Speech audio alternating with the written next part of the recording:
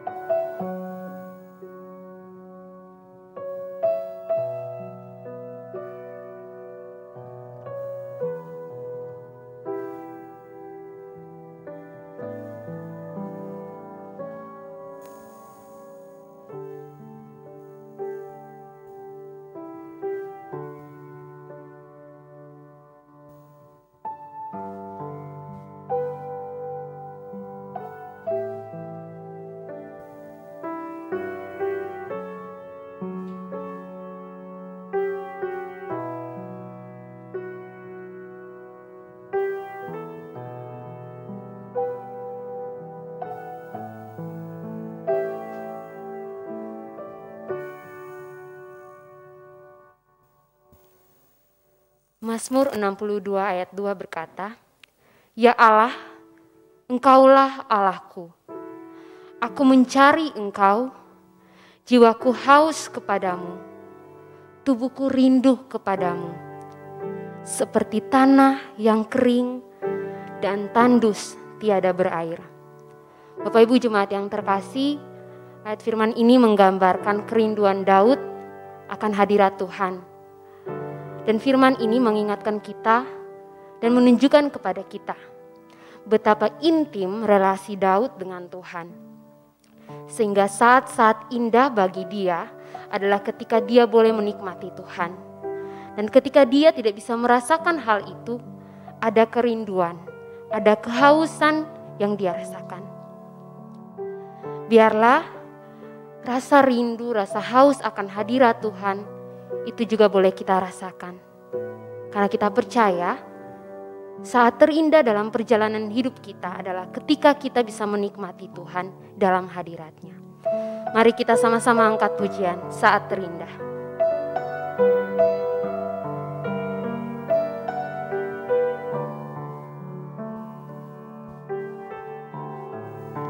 Saat terindah dalam hadirat-Mu,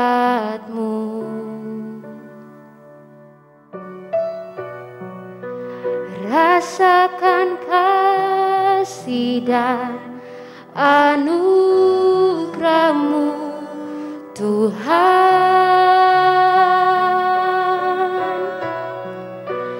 mengalir memenuhiku. Itu yang selalu ku rindu, memuji menyembah-Mu, oh Tuhan.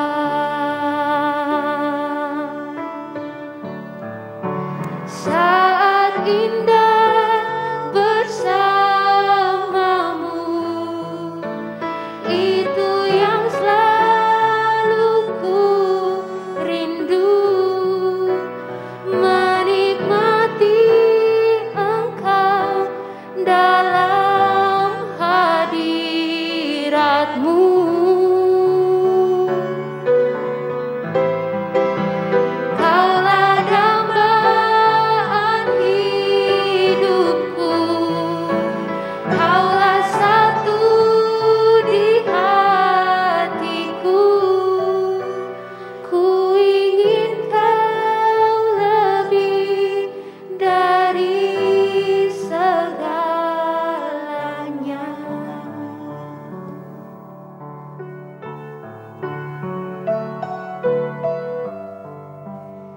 biarlah saat ini kita mau memfokuskan hati dan pikiran kita untuk benar-benar datang dan menikmati hadirat Tuhan saat ini.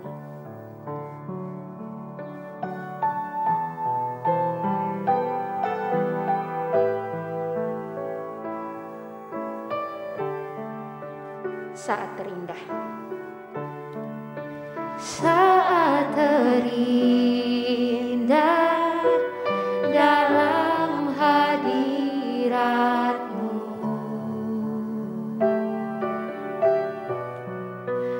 rasakan kasih dan anugerah-Mu, Tuhan. Mengalir memenuhiku, itu yang selalu ku rindu, memuji menyembah-Mu, oh Tuhan.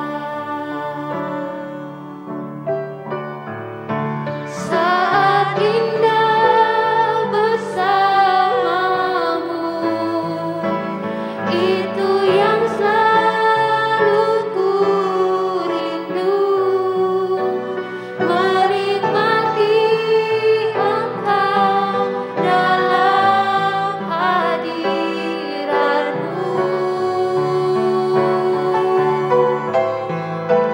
Kaulah dambaan hidupku, Kaulah satu di hatiku. Ku ingin Kau lebih dari segalanya. Ku ingin Kau lebih. Ku ingin Kau lebih dari segalanya.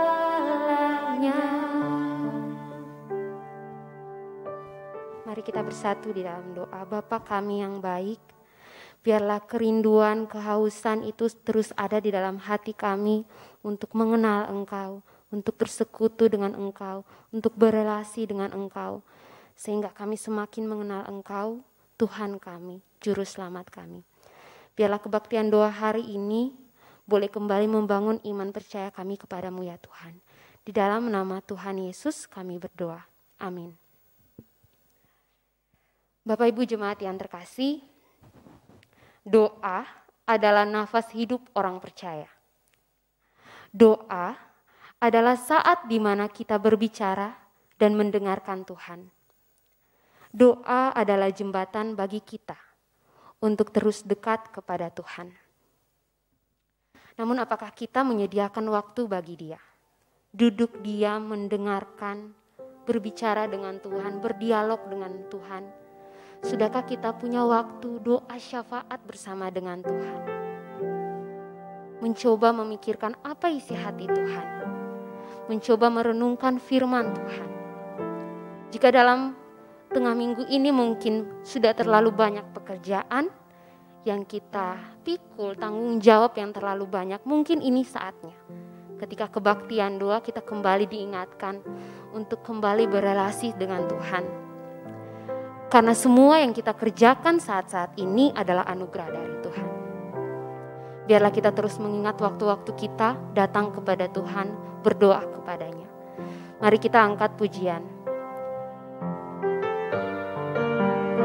Dia hanya sejauh doa.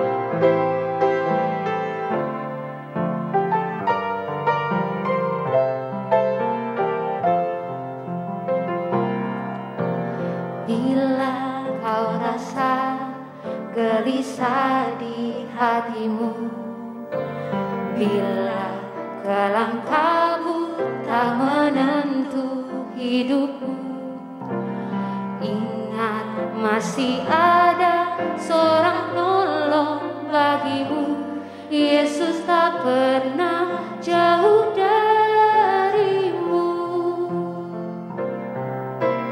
Bila cobaan menggodai hatimu, Bila sengsara menimpa keadaanmu, ingat Yesus takkan pernah jauh darimu. Dia selalu pedulikan kamu. Berseru memanggil namanya, berdoa dia akan segera menghampiri dirimu. Percaya dia tak jauh darimu, dia hanya sejauh doa. Berseru memanggil namanya, berdoa dia akan segera menghampiri dirimu. Percaya dia tak jauh darimu, dia hanya sejauh doa. Dia hanya sejauh doa.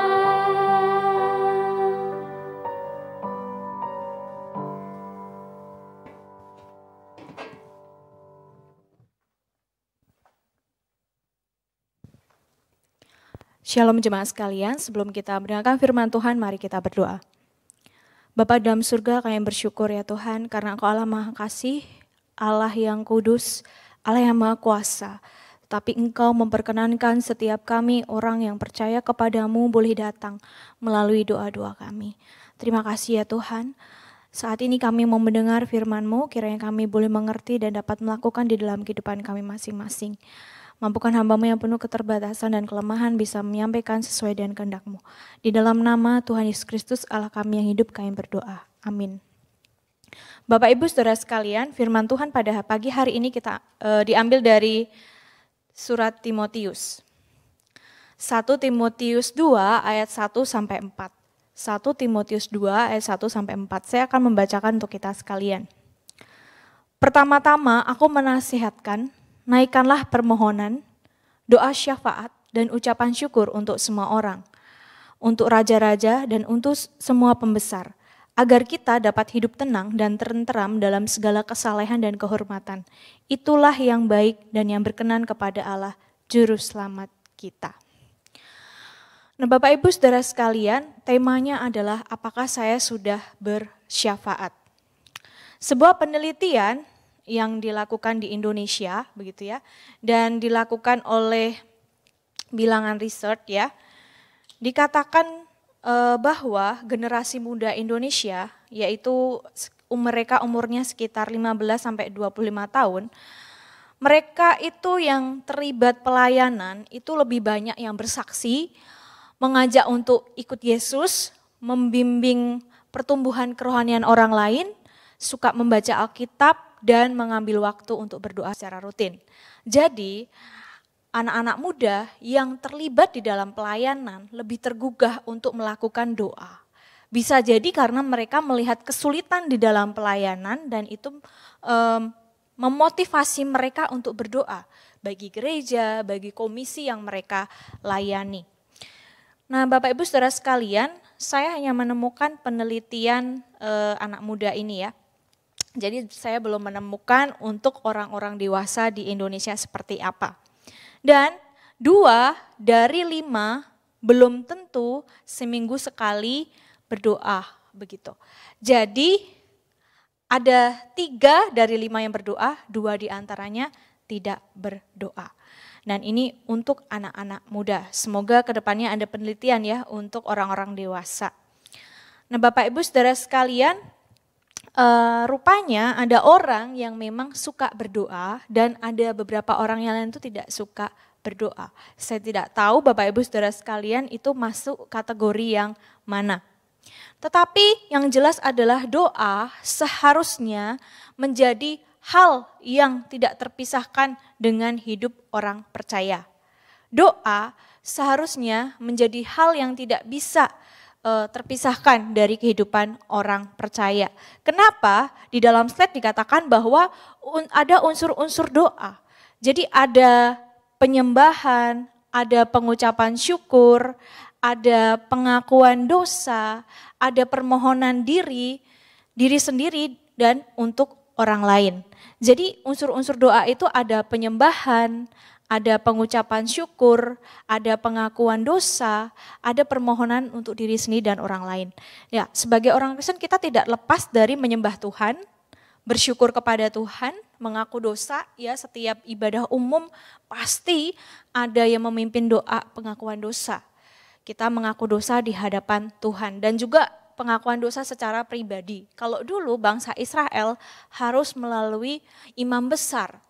Dan harus ada korban-korban bakaran yang layak.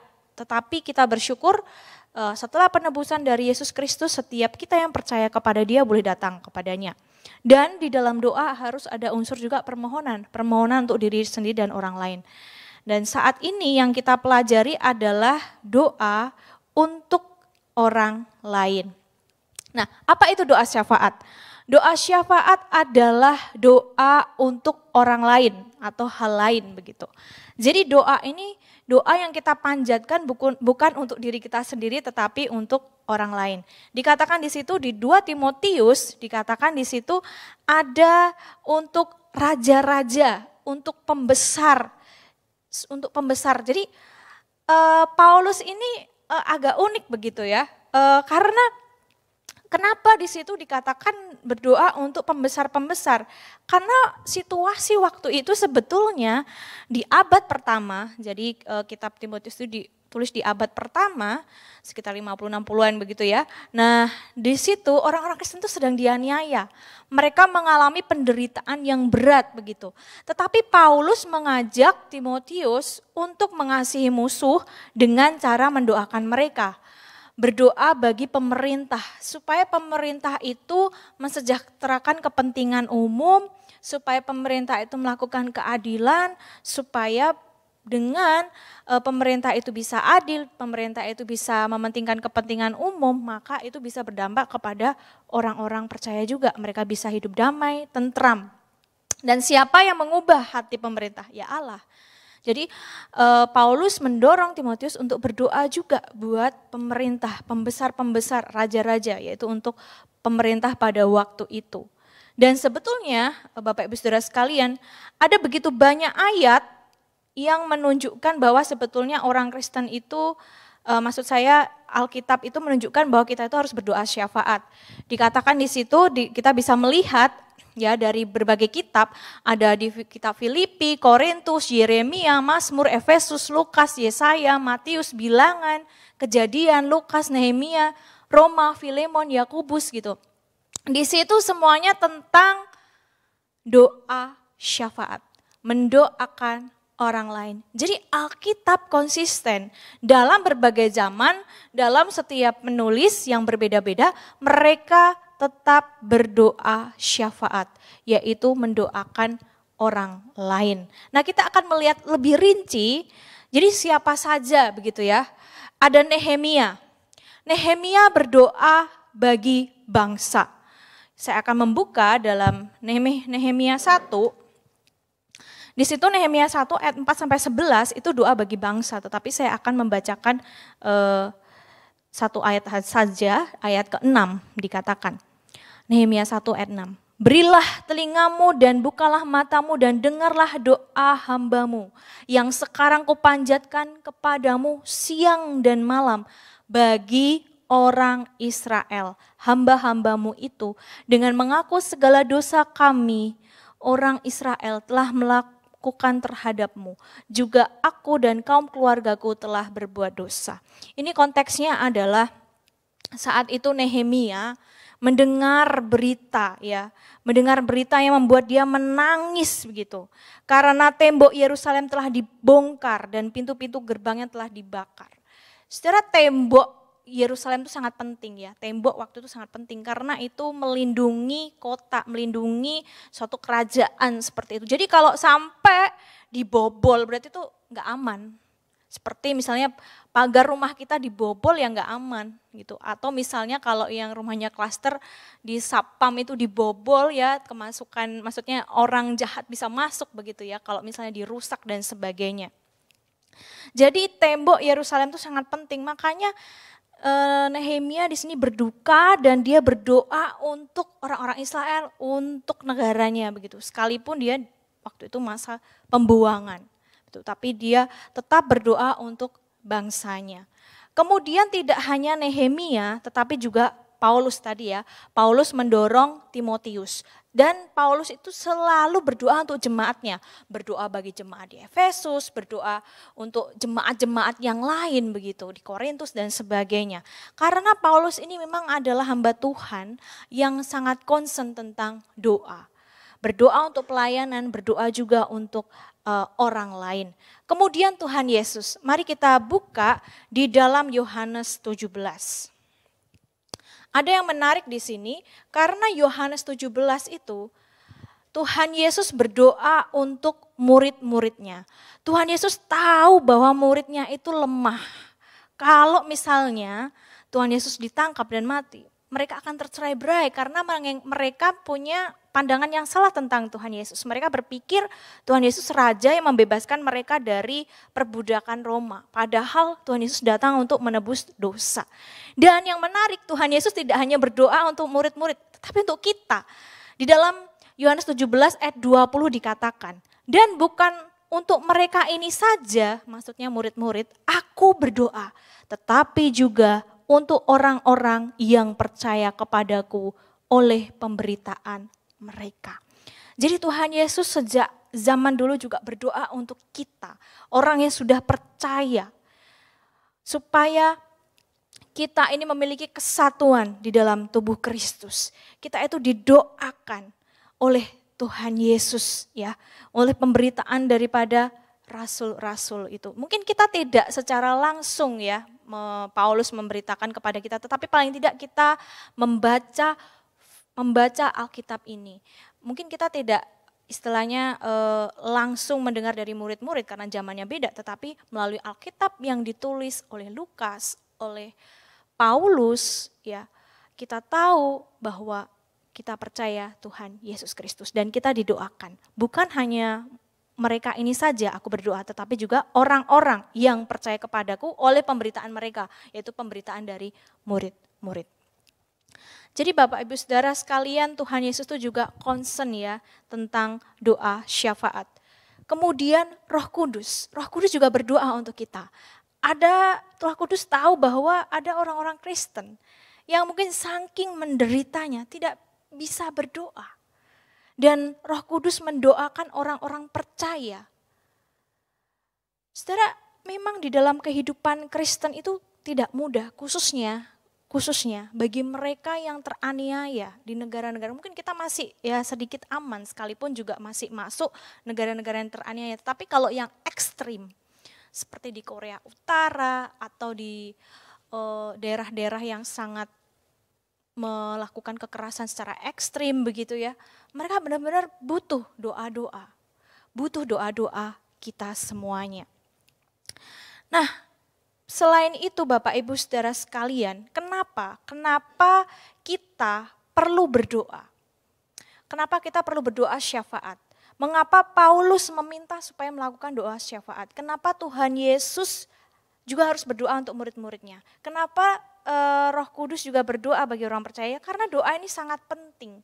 Karena dunia ini telah jatuh di dalam dosa, ada banyak masalah, pergumulan gereja juga banyak, gereja satu dan gereja lainnya pasti memiliki pergumulan. Tidak hanya itu saja, keluarga satu dengan keluarga lain pasti memiliki pergumulan. Apalagi di masa pandemik ini kita harus berdoa untuk keluarga-keluarga Kristen, untuk diri kita sendiri, juga untuk gereja-gereja, karena sulit sekali. Begitu juga ketika anak-anak ya, maksudnya kita juga harus berdoa untuk anak-anak. Karena anak-anak misalnya pandemik ini misalnya 2 tahun lagi, 5 tahun lagi baru selesai. Bagaimana dampak secara psikologis bagi anak-anak? Harusnya mereka keluar, harusnya mereka berteman, masa-masa itu bukankah hilang? Sementara interaksi sosial itu tidak bisa digantikan sebetulnya dengan virtual. Tetapi itu yang kita hadapi sampai saat ini. Jadi kita harus berdoa bagi kehidupan orang-orang Kristen, bagi orang-orang yang membutuhkan doa-doa kita, khususnya orang-orang Kristen yang teraniaya. Setelah penelitian di Amerika, begitu ya, bisa ditunjukkan slide-nya. Jadi ini penelitian dilakukan tahun 2017, orang Amerika itu lebih suka berdoa itu silent gitu ya. Silent ya 82%. Mungkin di antara kita juga ya, ketika kita ikut doa malam begitu, mungkin di antara kita yang ketika berdoa kita merasa lebih khusyuk kalau kita tuh sambil berdiam gitu ya. Tapi ada juga yang harus mengucapkan secara langsung. Nah, yang menarik adalah di penelitian selanjutnya mereka itu berdoa untuk komunitas mereka. Slide-nya bisa ditunjukkan. Jadi di yang kedua itu 61% keluarga dan komunitas. Kita bisa lihat di situ. Jadi yang pertama mereka itu bersyukur. Yang kedua mereka itu berdoa untuk kebutuhan keluarga dan komunitas. Jadi orang-orang Amerika ini rupanya juga peduli untuk mendoakan komunitas mereka. Ya.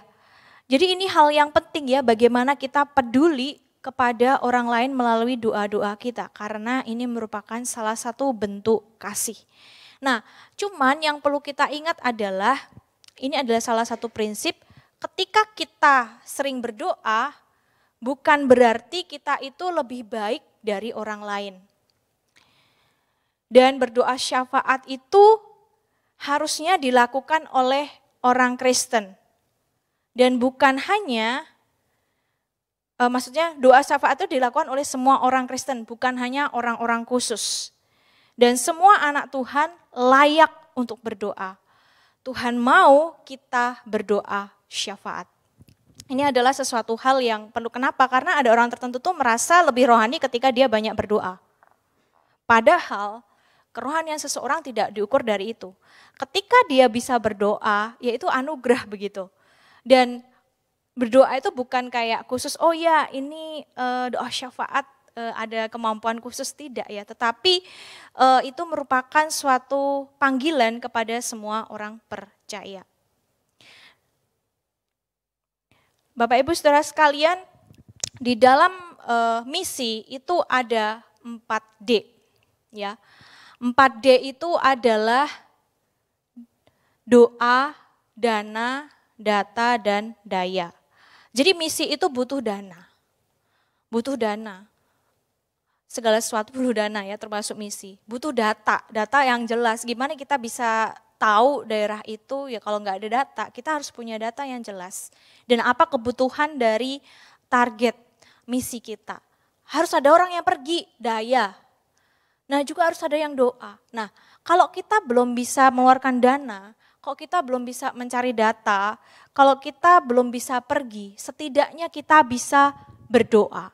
Kita bisa berdoa untuk orang-orang yang membutuhkan pelayanan. Kita bisa berdoa untuk para misionaris. Kita bisa berdoa untuk kesulitan-kesulitan di sana. Mungkin kita berpikir, aduh bagaimana caranya saya tahu. Ada tiga ya, saya beri contoh di situ. Ada Open Doors, kemudian The Voice of the Martyrs, kemudian ini ada Joshua Project.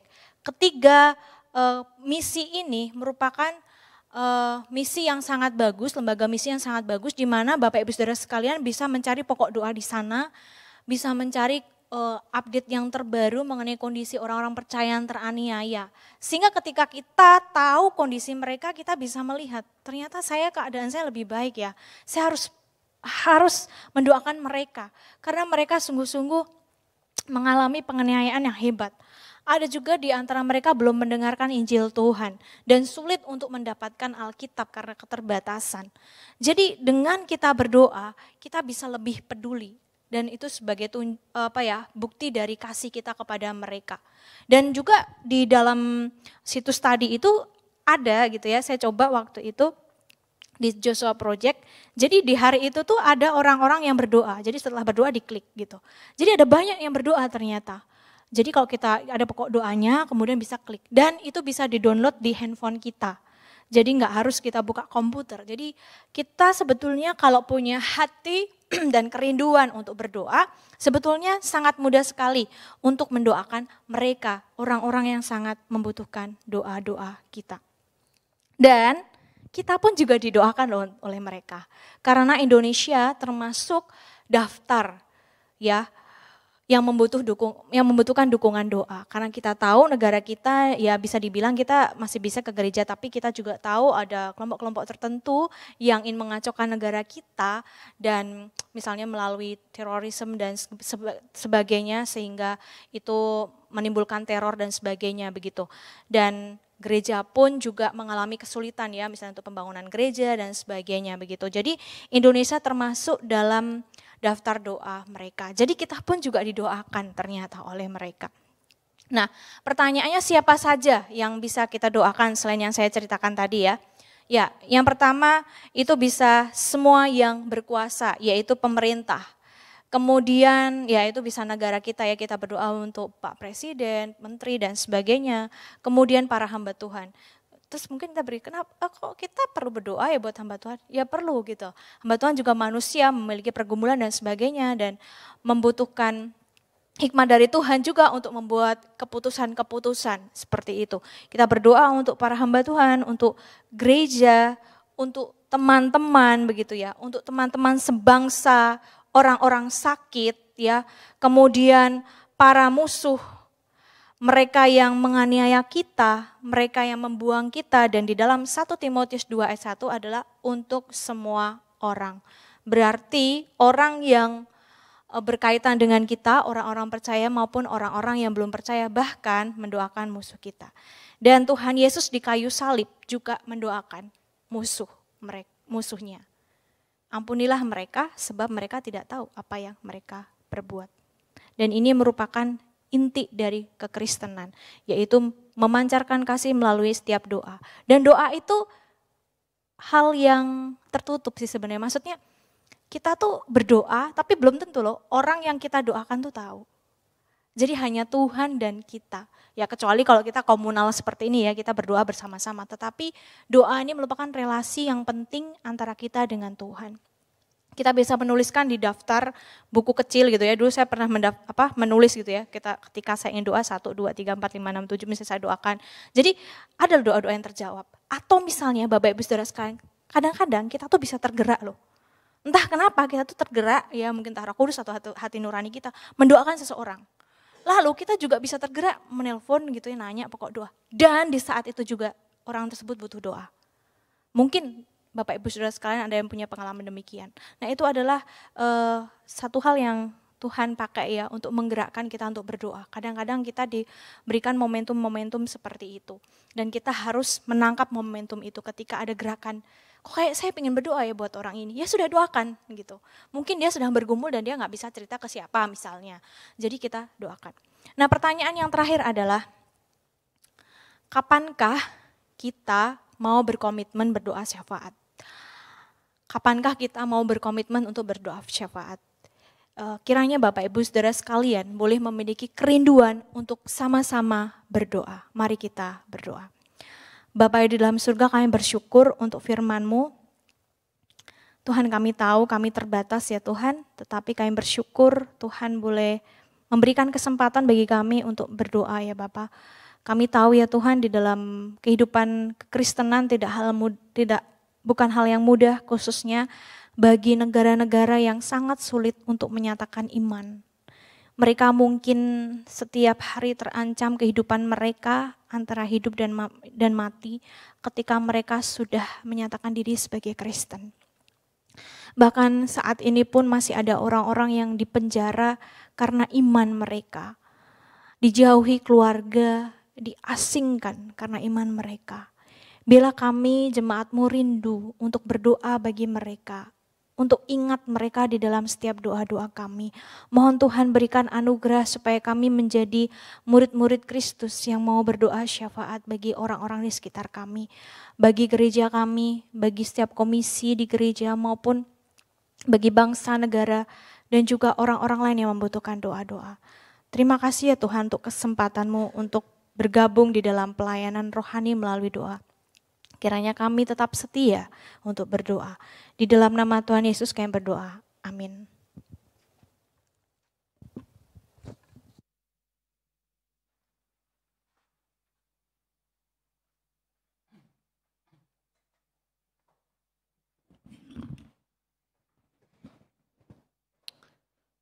Bapak Ibu, saudara-saudara sekalian, malam hari ini sebelum kita bersama-sama kita akan berdoa, kita akan sama-sama menyanyikan satu lagu, Aku Percaya. Mari kita sama-sama nyatakan iman kita, bahwa kita percaya Tuhan kita ajaib. Dia yang menjawab setiap seruan dan doa-doa kita.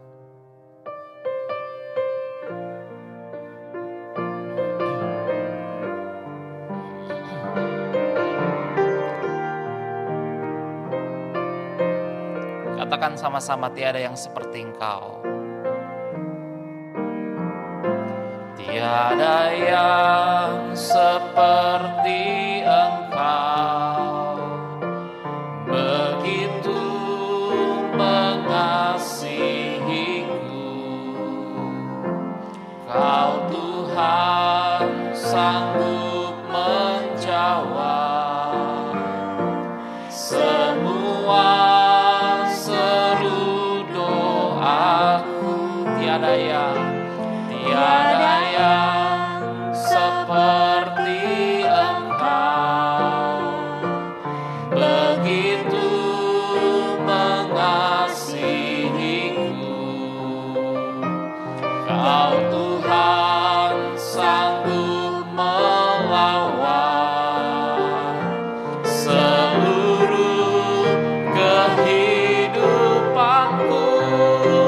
Aku percaya Tuhanku ajaib, Kau turun tangan memulihkanku.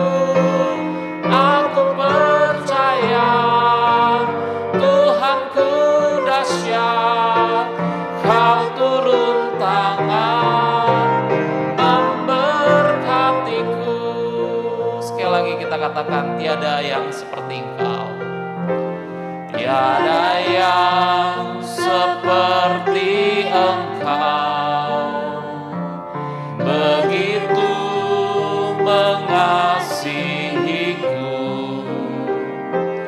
Kau Tuhan sanggup menjawab semua seru doaku. Tiada yang seperti Engkau, begitu mengasihiku. Kau Tuhan sanggup melawan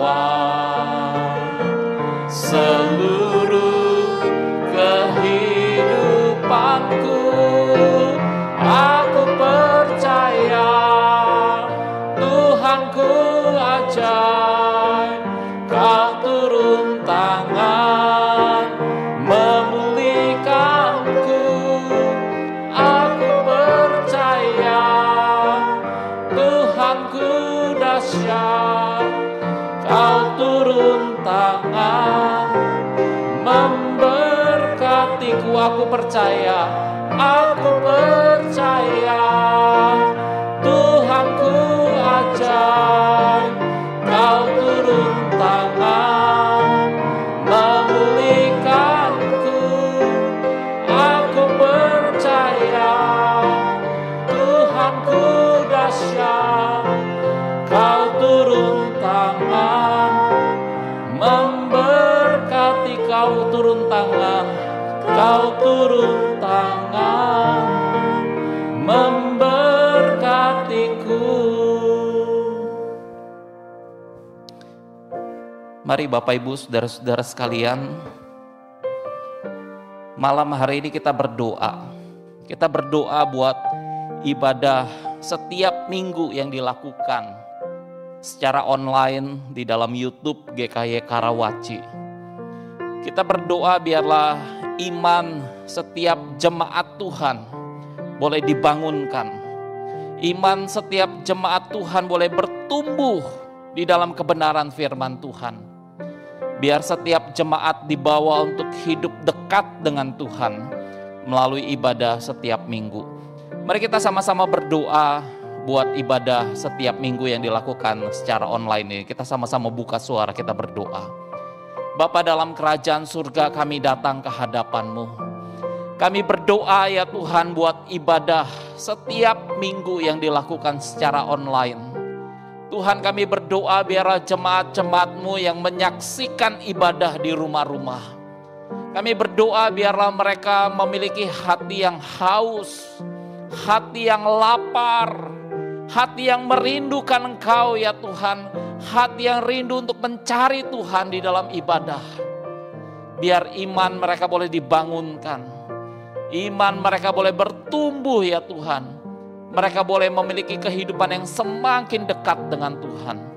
Berkati ya Tuhan ibadah kami setiap minggu. Berkati para pelayan-pelayan yang melayani Engkau. Biarlah Tuhan mengurapi setiap mereka.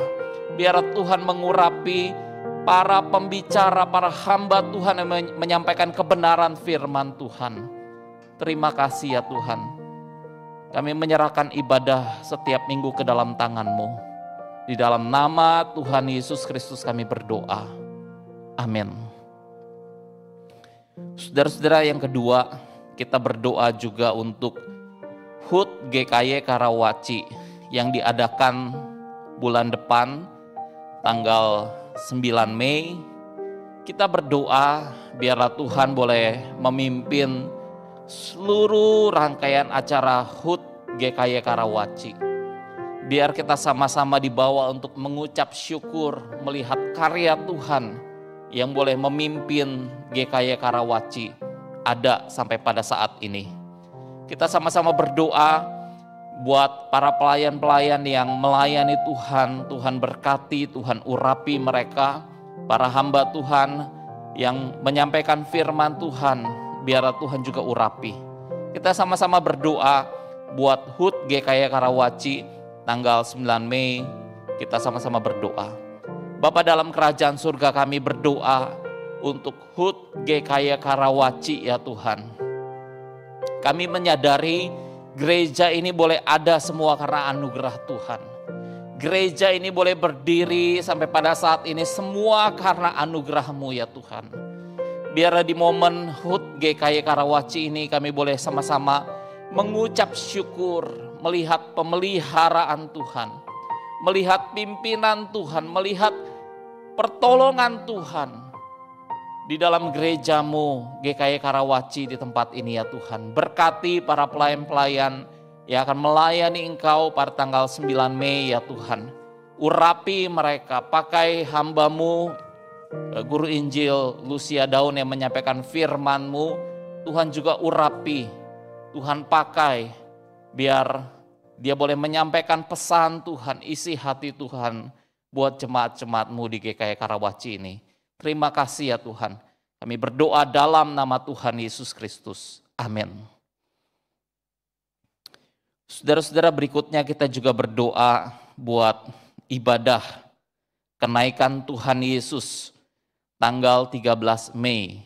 Bulan depan ada ibadah di hari kenaikan Tuhan Yesus. Kita sama-sama berdoa buat ibadah kenaikan Tuhan Yesus. Biar Tuhan boleh memimpin ibadah ini. Setiap kita boleh dibawa untuk mengenang akan kenaikan Tuhan Yesus. Menjadi sebuah perayaan bagi kita. Mengingatkan kita akan pesan Tuhan.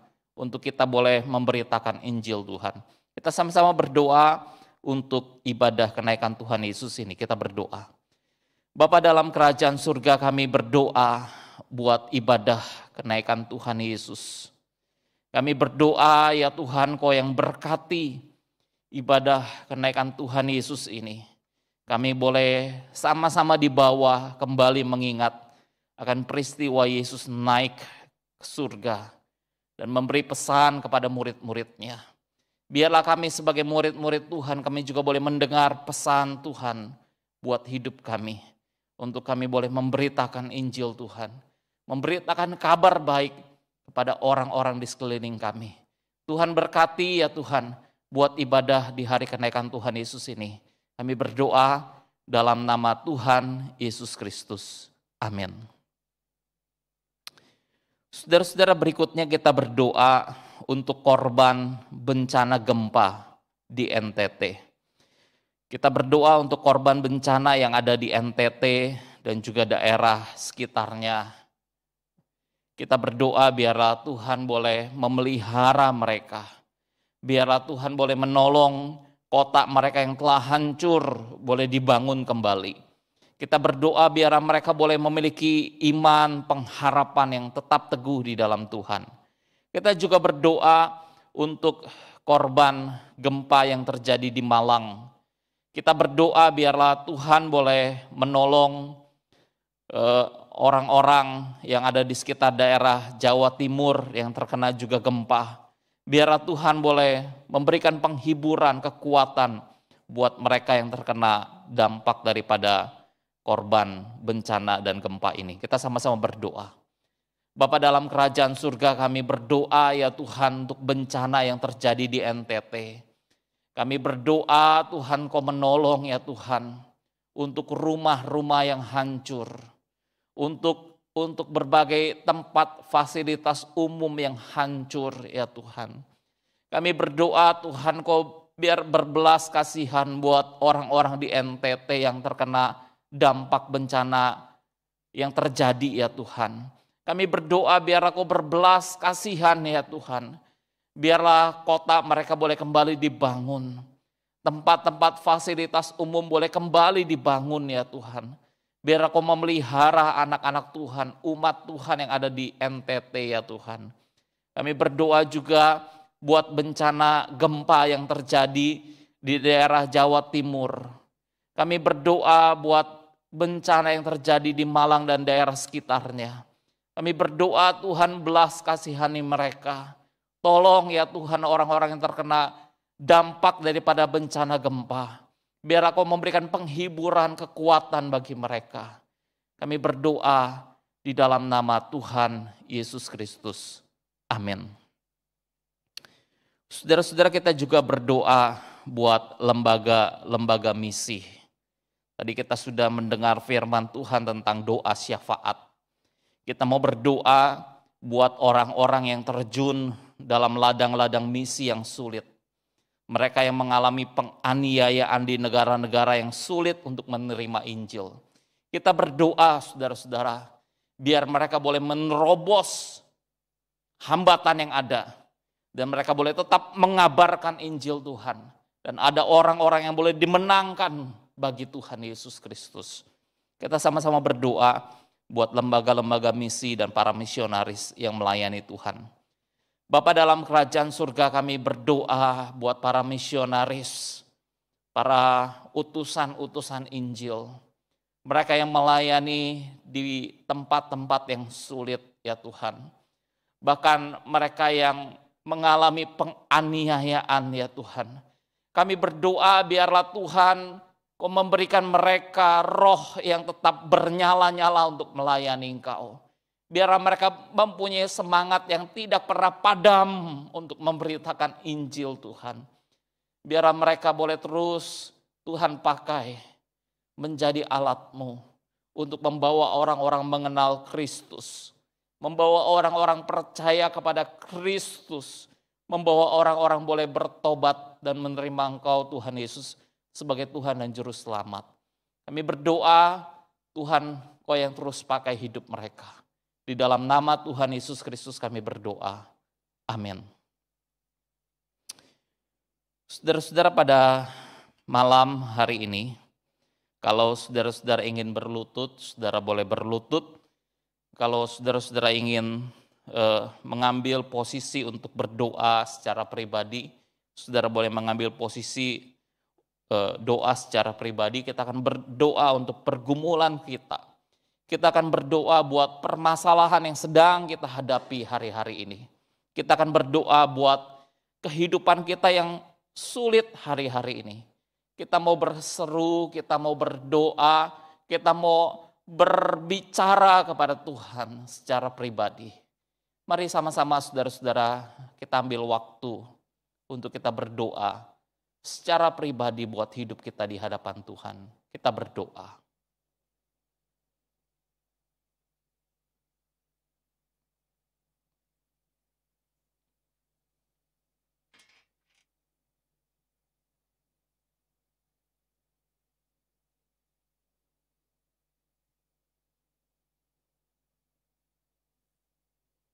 Kami datang ke hadapan Engkau ya Tuhan.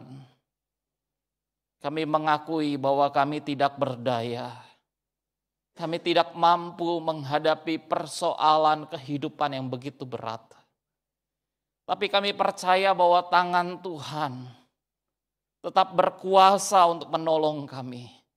Kami percaya bahwa tangan Tuhan akan melakukan keajaiban dalam kehidupan kami. Sebab Engkau Tuhan kami yang ajaib, Engkau Tuhan kami yang dahsyat, dan kami percaya bahwa bagi Tuhan tidak ada yang mustahil.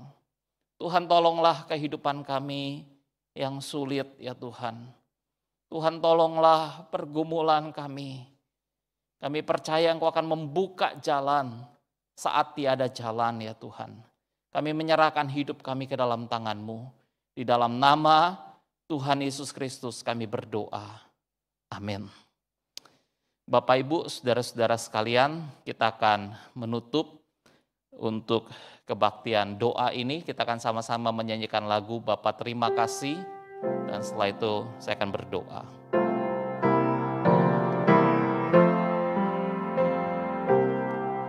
Bapa terima kasih. Bapa terima kasih, Bapa di dalam surga, puji terima kasih. Amin. Kami mengucap syukur untuk kebaktian doa pada malam hari ini ya Tuhan. Tuhan boleh memimpin dari awal sampai pada akhirnya. Biarlah damai sejahtera yang berlimpah-limpah Tuhan Kau curahkan bagi hati kami. Biarlah memenuhi hati dan pikiran kami. Kami memohon berkat-berkat-Mu ya Tuhan. Kiranya kasih dari Allah Bapa di surga, kasih di dalam Tuhan Yesus Kristus, penyertaan, penghiburan, kekuatan Allah Roh Kudus menyertai kami mulai hari ini sampai selama-lamanya. Amin. Selamat malam Bapak Ibu saudara-saudara sekalian. Sampai di sini kebaktian doa kita. Tuhan Yesus memberkati. Amin.